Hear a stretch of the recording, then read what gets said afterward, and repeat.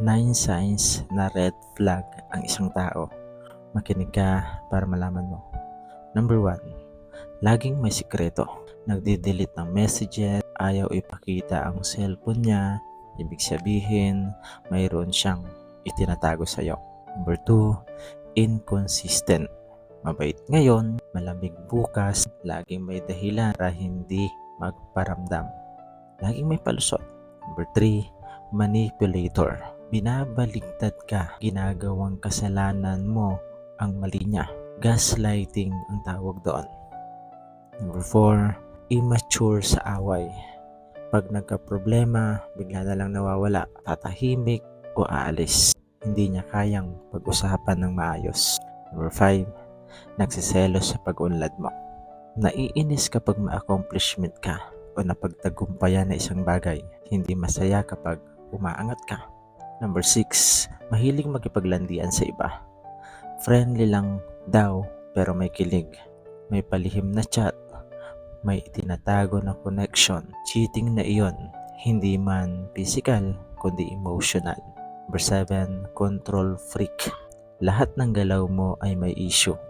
May iniisip na mali. Ginagawang pag-aari ka. Hindi partner ang tingin sa'yo. Number 8. Walang accountability. Hindi marunong humingi ng tawad kahit mali naman niya. Mas pinipili niya pang mag-away kayo kaysa umamin siya at humingi ng tawad. Number 9. I-follow mo ako para malaman mong hindi lahat ng sweet ay love. Hindi lahat ng selos ay care. Hindi lahat ng tahimik ay loyal. Love should feel safe. Hindi nakakapagod. Hindi nakakainis. Hindi nakakawasak. Palagi mo yan tatandaan. God bless. 11 signs na interesado siya sa'yo pero takot siyang ipaglaban ka.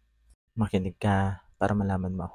Number 1. Malinaw ang effort niya pero laging may limitasyon.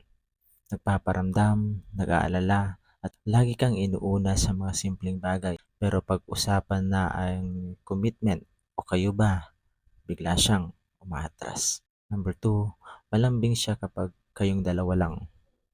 Sa mga private moments, halatang may nararamdaman siya. Malambing, maingat, at attentive. Pero pag may ilang tao, parang nagdi-distance siya para walang makahalata. Number 3. Lagi siyang may hindi pa pwede at baka masaktan sila. Gusto ka niya pero takot siyang harapin ang consequence. Pamilya, relasyon, reputasyon o anumang gulong pwedeng mangyari. Number 4. Ayaw kanyang mawala pero ayaw ka rin niyang tuluyang maging kanya. Kapag lumalayo ka, siya ang unang magbabalik. Pero kapag lumalapit ka na ulit, parang natatakot siya sa sobrang lapit. Number 5. Interesado siya sa buhay mo at nararamdaman mo. Hindi siya nakukontento sa mga small talk lang. Gusto niya malaman ang buong araw mo, struggles mo, at mga iniisip mo.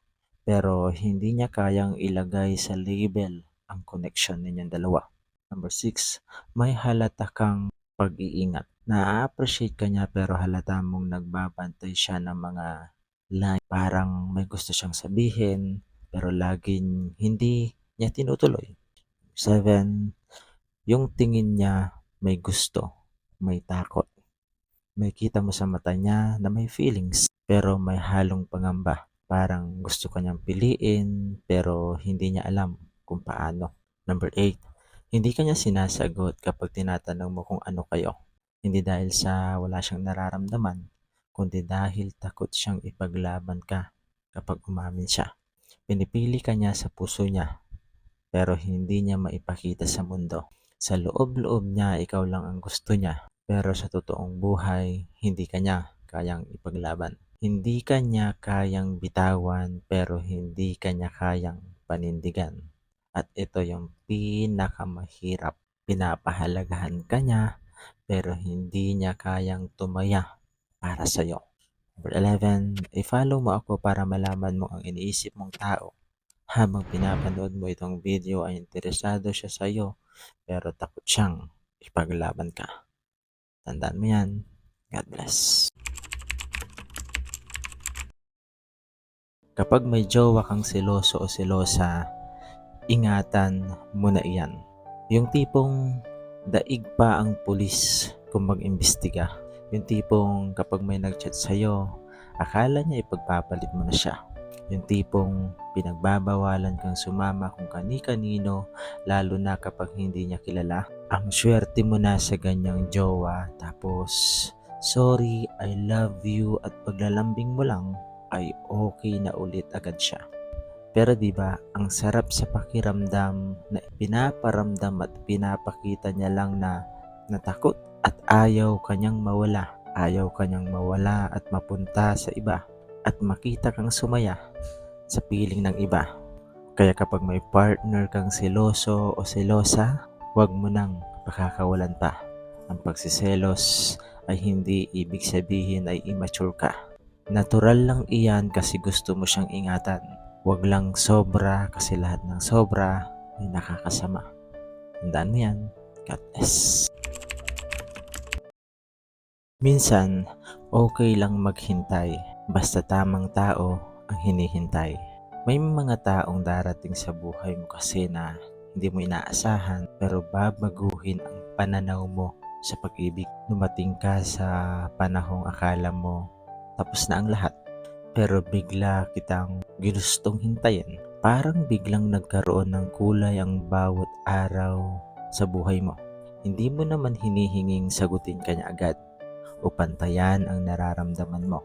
Ang tanging hinihiling niya lang ay manatili ka kahit sa paraan na kaya mong ibigay. Sapat na iyon para sa kanya. Malaman lang na may kaunting pag-asa siya kahit hindi malinaw ang lahat. Minsan, oo, nakakapagod na umasa, lalo na kapag tahimik ang pagitan ninyong dalawa. Pero sa bawat pagkakataong naiisip mong sumuko, laging bumabalik ang dahilan kung bakit kanya pinili.